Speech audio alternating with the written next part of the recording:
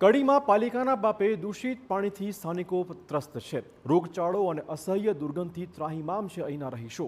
મહેસાણા જિલ્લાના કડી નગરપાલિકાના નાની કડી વિસ્તારમાં સ્થાનિકો દૂષિત પાણીથી ત્રસ્ત છે। સંતરામ સિટી, કૌશલ્ય બંગલોઝ અને શિવ પેલેસ સહિતની 15 જેટલી સોસાયટીના રહીશો હાલ નર્કાગારમાં જીવી રહ્યા છે। રંગપુરડા જવાના માર્ગે ઓએનજીસી વેલની આસપાસ 15 વીઘા જમીનમાં પાલિકા દ્વારા વરસાદી કેનાલમાં ગટર અને કેમિકલયુક્ત દૂષિત પાણી છોડવામાં આવતા તે ભરાઈ ગયું છે। વર્ષોથી ભરાતા આ પાણીના કારણે ખેડૂતો અને આસપાસના રહીશો ભારે હાલાકીનો સામનો કરી રહ્યા છે। રજૂઆતો કરવા છતાં કોઈ ઉકેલ આવતો જ નથી।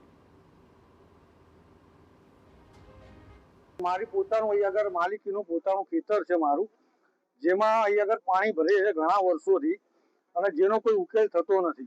અમે અરજીઓ કરી નગરપાલિકાને થાકી ગયા છે, પણ અહીં આગળ એટલી બધી ગંદકી થાય છે, ખેડૂતો અને બીજું કે આજુબાજુની સોસાયટીની તમામ પબ્લિક બિચારી હેરાન થઈ ગઈ છે, બીમાર પડે। તો દૂષિત પાણીનો યોગ્ય નિકાલ ન થવાના કારણે વિસ્તારમાં અસહ્ય દુર્ગંધ ફેલાઈ ગઈ છે। રહીશોનું ઘરની બહાર નીકળવું મુશ્કેલ બની ગયું છે।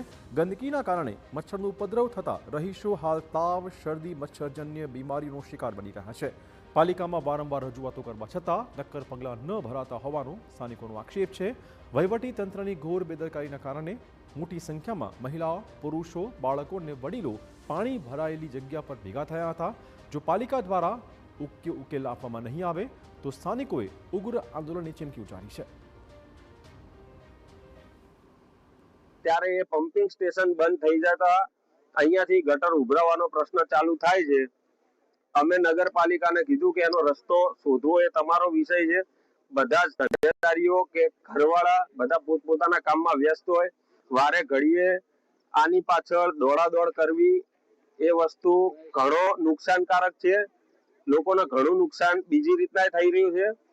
વધતા રોગચાળો આ પાણીથી ખૂબ જ થઈ રહ્યો છે, એટલે આના ગંભીરતાથી લો। ઘણા સમયથી અમને આ સમસ્યા છે, એના કારણે મચ્છરોનો અને ખૂબ જ બીમારીનો ત્રાસ થઈ ગયો છે। એટલા માટે અમે અહીંયા સોસાયટીના તમામ સભ્યો ઘરની બહાર દોડી આવ્યા છે, એટલા માટે અમે ભેગા થયા છીએ।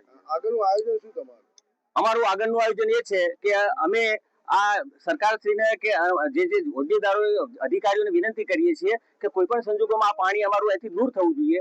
દૂર નહીં થાય તો અમે ગાંધી વિદ્યા માર્ગે અમે એનું ઉગ્ર આંદોલન કરીશું અને આવેદનપત્ર પહેલા આપી અને પછી અમે ઉગ્ર આંદોલન કરીશું।